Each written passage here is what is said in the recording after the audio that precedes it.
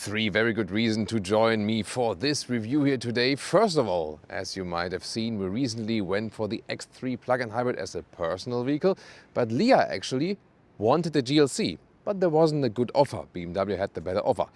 Today we're driving the GLC one more time to find out, was it the right choice to go for the X3 or is the GLC maybe better? Later on we'll drive extensive German Autobahn and Leah also joins me on the passenger seat and we'll discuss what is maybe better with the GLC and what's maybe better with the X3. Very interesting. Second good reason is you wanted to see the 6-cylinder GLC. We do have the 6-cylinder here under the hood today and tell you all about the new choices and so on. And the third good reason here with the Mercedes GLC is that we're soon going to drive the all-electric one, the GLC EQ. And so I want to get a feeling how the combustion engine drives and then also compare it to the electric version. So join us now for these three good reasons with Thomas and Autogefuehl의 in 4K, full screen, full length. Let's go. GLC here in the AMG line. You have the graphic right there, horizontal. In the lower part, then you have the AMG specific graphics, and always really nice with these tiny little Mercedes stars right there. This is the optional matrix LED, the digital light. Graphite gray, this pretty popular color. It's not dark black, but comes towards black, so to speak. Length 4.72 meters, 186 inches, typical for the GLC. Here with 19-inch winter tires in the aerodynamic AMG styling. But I think it's refreshing to see a car that doesn't have like the largest wheels. And interesting also in comparison to the X3, this one here has optional the air suspension and also rear axle steering. The rear wheels turn up to 4.5 degrees in the opposite direction. At least it's available on the European market.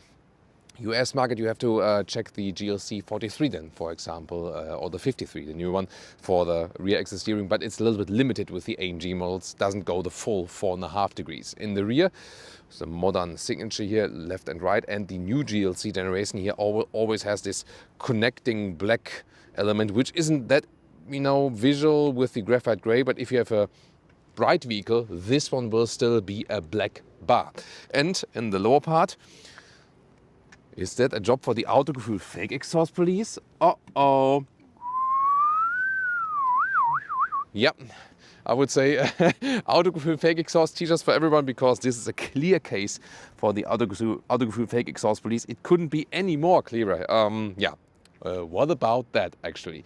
So this will be super interesting also on the interior. Let's quickly take a look under the hood, because that's also one of the major things here for today. Little drops here on the floor, by the way. We went to the car wash for you, that the car is really shiny.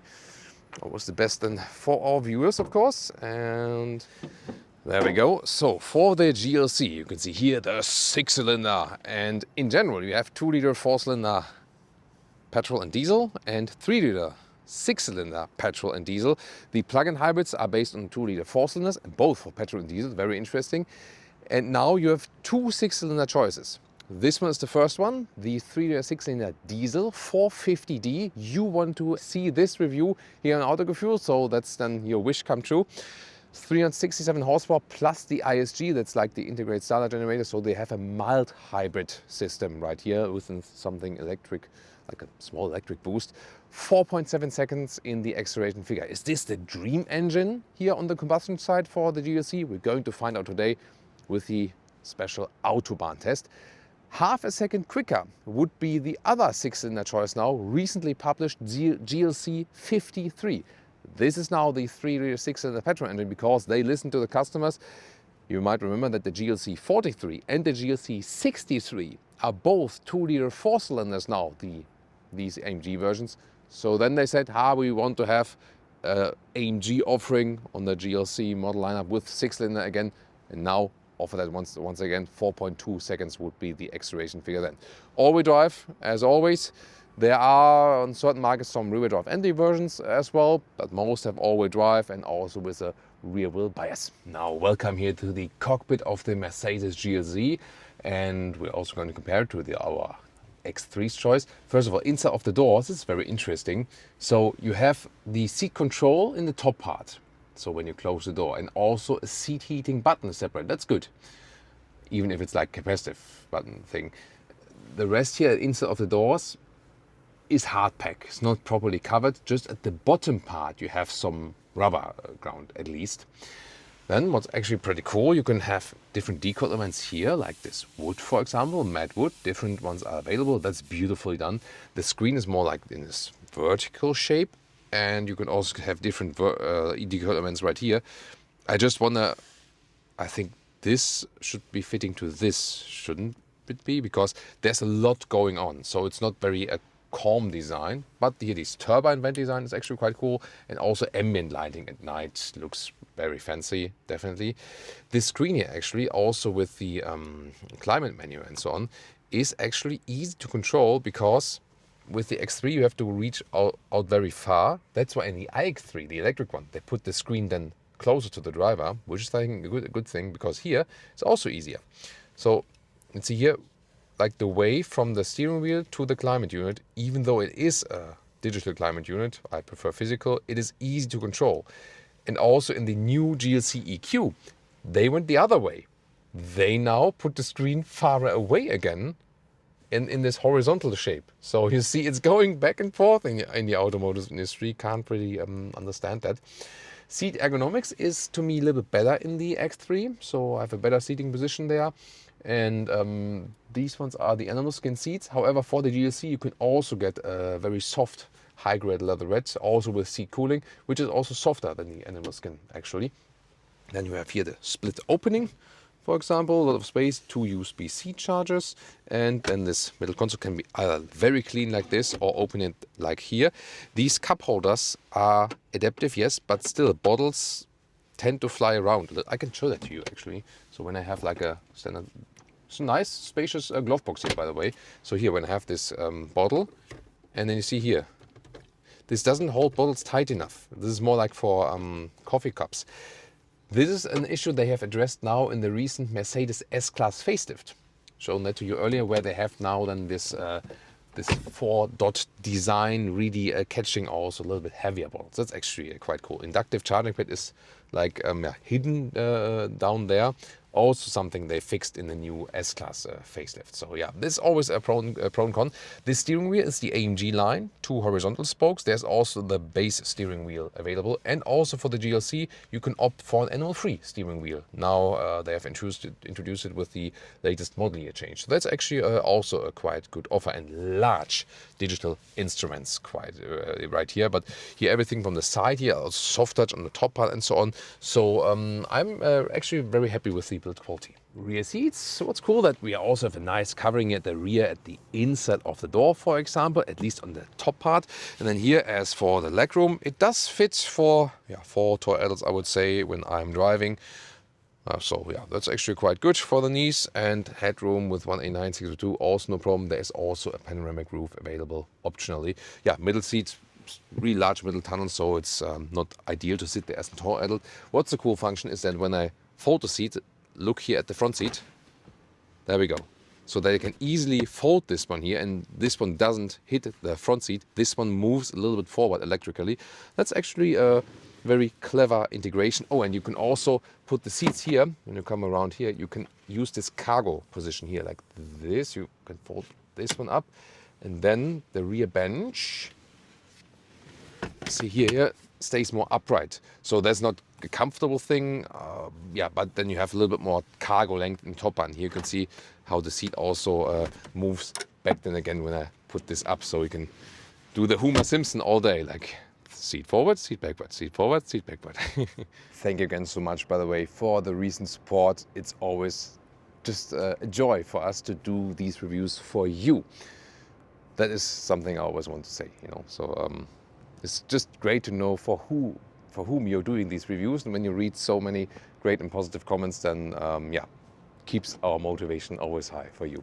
Then here the trunk or the boot, let's take the measurements. Here we have the rails left and right for that. This fits in vertically as well, and you have here actually more than 1 meter or 40 inches in width. That's actually quite cool. Then the length here is also about 1 meter or 40 inches, and the height here is some 29 inches or 74 centimeters. What is good here, also in comparison to the X3, which does not have that. Here you have the remote unlock, but I think in this case the seat belts wanted to keep us a little bit tighter. So yeah, sometimes you need a little bit more help, and then sometimes it does flip automatically. So there we go, and then we have 73 inches or 1 meters 85, so well usable. Oh, and not to forget, right here, there's massive space underneath when you have like a combustion engine, not the plug-in hybrid, so like a pure combustion engine. And here, like this shopping basket if you forget some bags or something like that. Now driving the GLC, and we had two major things. First of all, favorite feature here. Yeah, let's start with that one here, the rear axis steering.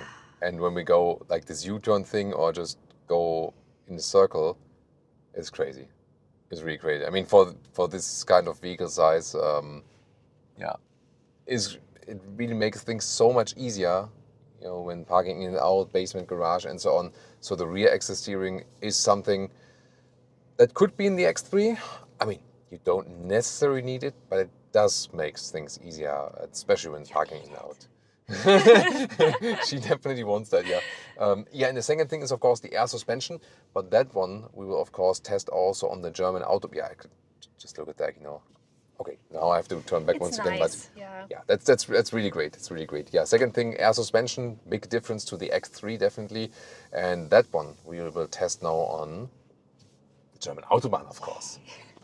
So now let's start driving a little bit sportier, still in the comfort mode, 90-degree turn. Yeah, I mean, there you feel that with the air suspension in comfort mode, it's not as direct as the X3. True, yeah. But we can also... I love the steering wheel. Steering is really nice. Good input here from the steering, definitely. I think it's better than in the BMW, this steering handling. Really? Yeah. I mean, it's really nice. It's more precise. Yeah, it is actually. Yeah. I mean, they're both good. Yeah, definitely. It's a high level, yeah. I think it used to be the other way around, that BMW had the way more crisp steering, and in the recent years, BMW got a little bit more vague from the steering. It depends on the model. And here, Mercedes got more and more precise from the steering, so that's a good job. And here now, the 90-degree corner with... there we go. So that was now in the sport mode. Suspension, did you feel a difference? Yeah. Is it better as a passenger when it's stiffer in the air suspension or softer? Yeah, it's better. In the corners, yeah. But in the city with the bumps and something like that, it's better when it's a little bit softer. It's only for agile driving. So here, when I go like a little bit left, right, now again, comfort, and then... Yeah, then it shakes. Yeah, it shakes up more, right? Yeah. So for agile driving, definitely better with the sport than in the... Or you can also go for the individual mode if you say like you want the... steering wheel sporty and the... Or engine not sporty, that you say, hey, you want to drive efficient, but the suspension is supposed to be stiff, so you can also individualize your mode right there. And now, of course, it's German Autobahn time as for that. And we're also going to talk about the diesel there. It's also very important, of course. Oh, there the camera for the parking sensor and so on went on. Oh, yeah. The six-cylinder has a crisp response. Six cylinders are great, definitely. If you're in the combustion engine world, nothing beats a six-cylinder, I think. 4.7 seconds is the acceleration figure here for the 3-liter six-cylinder diesel, and we're going to try that out. And of course, talk more about the difference between GLC and X3. So Leah just proved again that here, when we open the window on the right side, it's dual glass. Yeah, the dual lamination, lamination and dual glazing. So don't hear that, yeah. Let's see when we drive faster now if you can hear the difference then to the X3.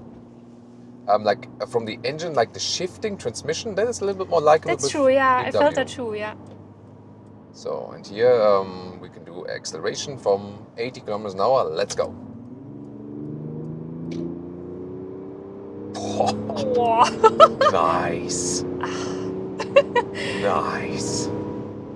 Yes. Wow. Yes, and that it's very silent. 200. Wow. 200 kilometers an hour here on the motorway. I mean, great acceleration and so cultivated from the 3-liter, 6-liter diesel. Awesome. That was so much fun. And really, we're driving like almost 200 kilometers an hour. You don't feel it, no. Wow. Yeah. It's so silent. And now the sport mode also stable. So how safe do you feel as a passenger now? Very safe. Yeah. Wow.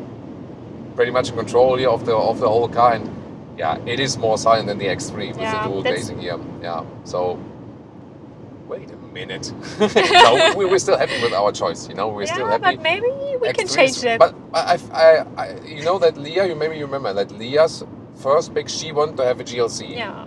But there was no good offer for it. You know, that was also part of the deal. And yeah. the GLC is not worth double or triple the price or even quadruple the price than the X3 in the leasing range. True, you know, yeah. That's just the thing.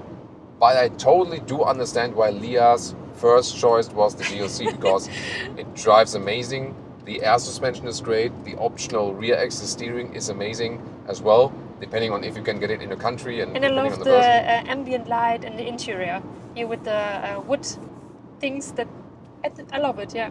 It's really beautiful. Yeah, the matte wood styling is really beautiful, and also the ambient lighting as well. Yeah, that's really cool.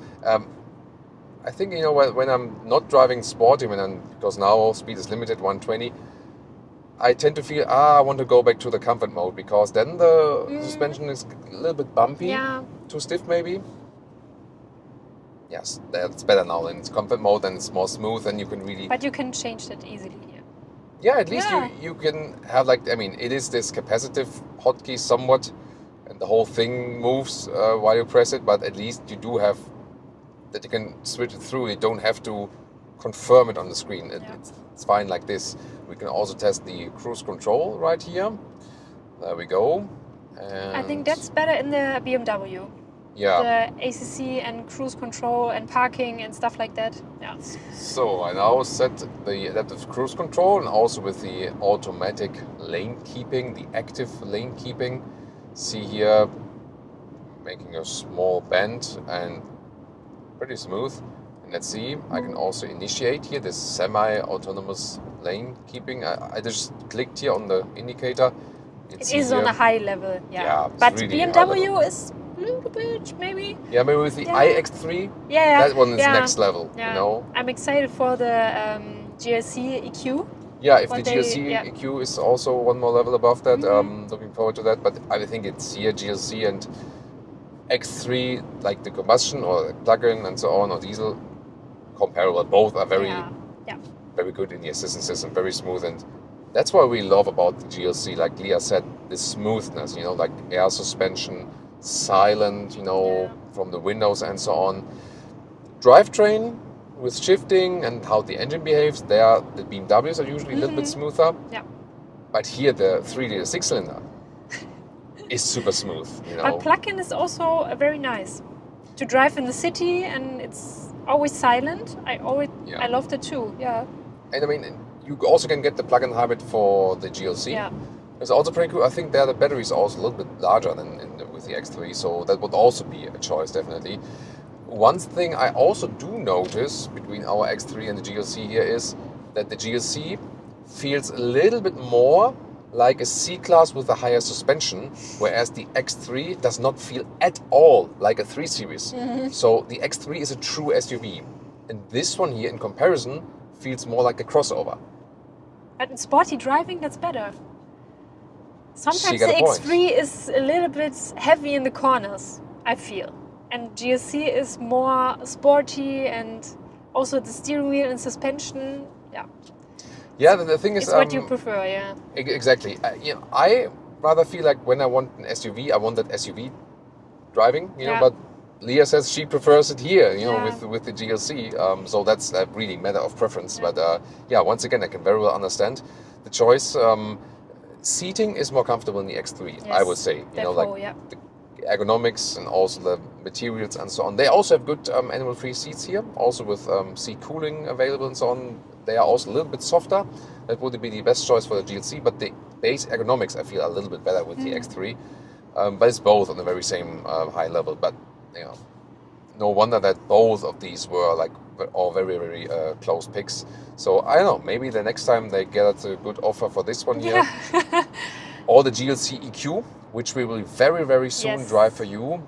That's also very important that we have this one here, the normal GLC, like the so far combustion engine GLC now, that we can even better explain to you, this one by the way, the warning here for the blind spot monitor, so we can even explain it better to you, what are the differences in driving between the all-electric GLC and this one in here. So very good to have, again, this impression. And yeah, the diesel, I mean, there are always discussions about drivetrains, which one is the best and so on. And we have all drivetrains here on our channel because we want to serve all kind of needs and target groups and so on. It gives you a lot of like sovereignty, I would say, like it's so cultivated, so calm, and you don't have to floor it out. It doesn't, I mean, it does have the power, but it doesn't tell you all the time. You need to. Yeah, you can also just cruise it, you know, and I mean, look at that, you know, when I'm here 100 kilometers an hour. It feels like 50. 60 miles, it feels like nothing. Yeah. And here, I mean, yes, it's a diesel, but even more so when you have like such high displacement and cylinders and so on. 100 kilometers an hour, and we are like at okay, now we're going a little bit down. It's like 1,200 RPM, something like that. It's nothing, you know, it's totally nothing. So this engine says like 100 kilometers an hour. Oh, I'm very sleepy give about me a it. break. Yeah, I'm going to sleep now. Yeah, this brings you a lot of calmness, and it is so silent, also insulated from the cabin, that you do not hear any negative diesel sound, you know. In German, we often say the diesel nageln, you know, like nailing. Like when you hear this typical diesel, you don't hear that at all. So if I would step in now, this car drives 1 kilometers an hour on the motorway, I could not tell by the sound it is a diesel. I would need to look at the RPM and, okay, it's 1,000 RPM at 100 kilometers an hour. Must be a diesel. Can only be that, you know, because the petrol would be revving higher. But other than that, yeah, I mean, this is a very good choice for this car as a powertrain. You know, when you don't have any charging infrastructure and so on, and you can't even rely on a plug-in hybrid. In Germany, we have the taxation benefits even already for the plug-in hybrids when you take it as a company vehicle. But here, if someone says, I enjoy the 450D most with a GLC, you can very well understand that, definitely. Oh, there's like hidden civil police. Hidden police? Hopefully they love to do that in Germany. Maybe they're also Autogefuehl의 fans. Yeah, maybe. When, Fake exhaust police. Yeah, so I can, you know, because I really appreciate, you know, all the policemen out there who are doing service and also risking their lives for us, definitely. So, yeah, every policeman will get a free Autogefuehl의 fake exhaust t-shirts. So, you know, if you ever, you know, if you ever can stop text me, us, no problem. I promise that. And maybe don't have it with me at the moment, but you can get it later then. So every policeman, you know, who I meet in person will get a free Autogefuehl의 fake exhaust t-shirt. So, yeah, thanks again for your service, everyone. Yeah, definitely great Autobahn vehicle. If there's one SUV for the German Autobahn, that's it. It's probably this one. Yeah, we'll cruise a couple of hours more because I also want to tell you more about the final consumption. You know, when we drove, like, it doesn't look that good at the moment, but yeah, we'll drive further, also a little bit calmer because not always we can floor it out. And thanks again for all the lovely messages under our X3 video. Yeah, that was lovely. Yeah. Oh, so lovely. I mean, we were so happy about it. Yeah. Yeah, you're so awesome, people. Yeah. You're just really, really thanks awesome. Again. Thanks again. And now we drove over 4 hours and over 400 kilometers, 250 miles for you, and 7 liters on 1 kilometers, so 34 mpg US, 41 mpg UK, at an average speed of 100 kilometers an hour, 60 miles an hour.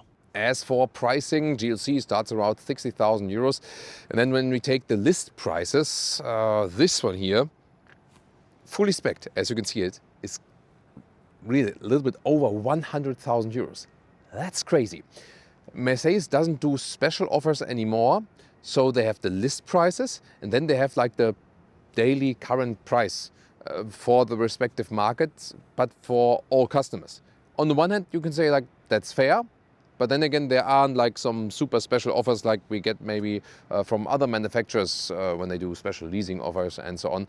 And the current daily price when I checked today was 91,000 euros with this spec instead of 100,000 euros. So there's the list price on the one hand, and then they say, we make like, you know, a little discount for that vehicle, you know, and that's then for this day same for everyone. So yeah, it's strange on the one hand and understandable on the other hand. But anyways, no matter if 100,000 or 90,000, in both cases, super expensive.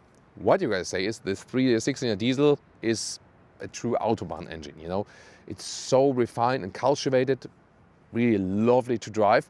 If you compare it now to the BMW X3, we are still happy with the choice, yes.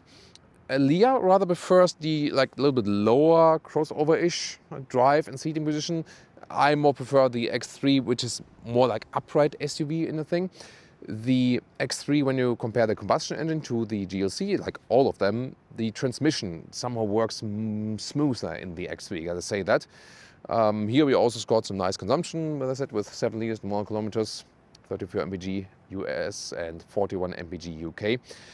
What is better here with the GLC? Clearly the suspension. If you go with the optional air suspension, you have a smoother ride. The only exception was when there was like, you know, like a lot of waves. Then you had like really like where the X3 would be a little bit stiffer, but somehow better for the stomach, you know. And of course the rear axle steering, it makes it so easy to like go in and out of the basement garage and so on. Yet again, not offered on all markets worldwide, this rear axle steering and you know, combination here with the air suspension. So you gotta check out the individual offers there. So it really depends. This is also more silent than the X3 on the motorway. So yes, there are some certain factors where the GLC is clearly better. Then again, the X3, for example, has better seating ergonomics. So that one was especially important to me, especially when you're tall. Also, of course, personal preference. But both come close. Both are great SUVs, definitely. So we don't regret going for an X3. But we could very well imagine going for a GLC when there's maybe a nice offer for that one. And soon there will also be then the decision if we go fully electric next. Then we are also like in between BMW iX3, GLC, EQ and Volvo EX30. So we'll definitely keep you updated also with that choice. And I hope you enjoyed here also our 6-cylinder diesel ride for today. Now it's time to check out other competitors right here.